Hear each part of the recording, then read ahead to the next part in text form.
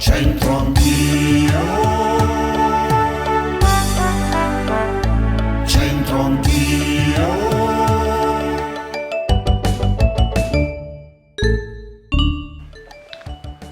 Amiche e amici di Centro Anch'io, ben trovati, restate in nostra compagnia qualche minuto, ci facciamo un po' di cultura all'inizio e poi ci divertiamo anche un po'.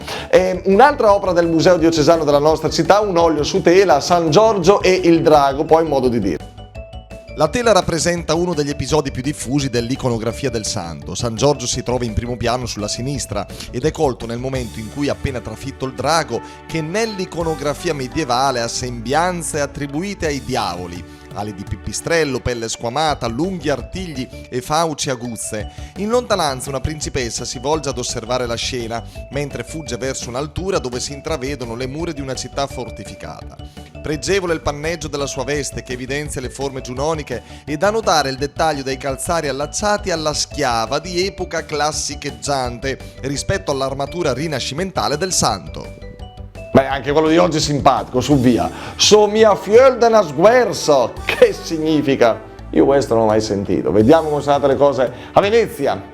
Guardate che bella Inès de Bordeaux, dalla Francia, tu es très jolie, très... Grazie. Tu es en vacances et ici à Venise? En vacances. In vacanza, che cosa hai visto? Qu'est-ce que tu as vu ici à Venise? Il francese fa schifo. Prego, scusi. On est arrivé hier soir, du coup on n'a rien vu encore, mais là, Questo ho capito, è arrivata ieri sera con l'aereo, questo l'ho capito, e poi arrivé ieri sera. hier soir, ouais. Quanti giorni?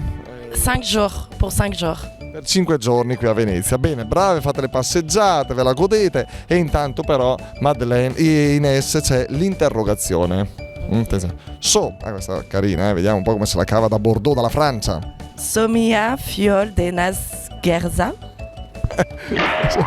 Sì, esatto.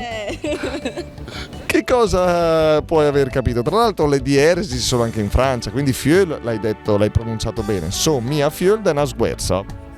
Somia fiol de nas guerza. Brava Ines, grazie, buon proseguimento. Yati. Vive la France, ciao ciao. France.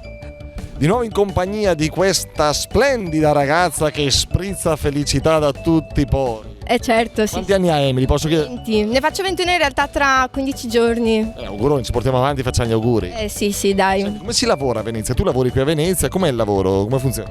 No, adesso che sta arrivando l'inverno c'è un po' meno gente, però d'estate è pieno. D'estate è piena, è bella. Devi conoscere anche un po' le lingue, qualcosa, perlomeno orientarti su. Un pochino, sì, un po' le lingue devi saperle, anche se non è proprio il mio forte, però ci si prova. Ti trovi bene però, ti piace?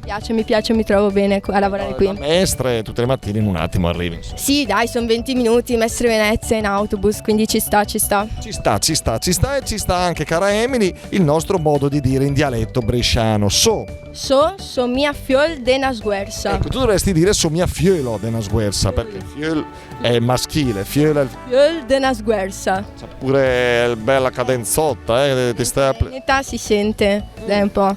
Hai capito qualcosa? Pensi di... No, non l'ho proprio capita. Sono figlio di una sguerza. strabica, cioè tu dovresti dire io non sono figlio di una persona strabica, per dire che io ci vedo benissimo e non mi faccio fregare. Vuol dire questo?